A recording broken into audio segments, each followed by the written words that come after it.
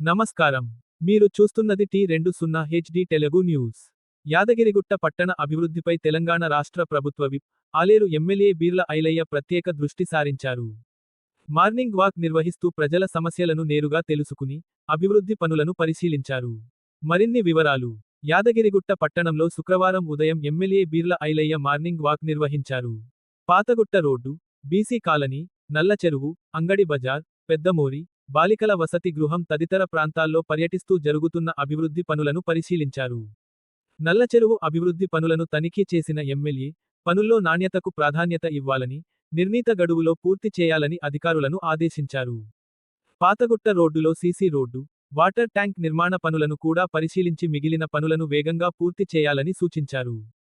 ప్రజల వద్దకే వెళ్లి సమస్యలు తెలుసుకుని వెంటనే పరిష్కరించడమే తన లక్ష్యమని ఎమ్మెల్యే బీర్ల ఐలయ్య తెలిపారు.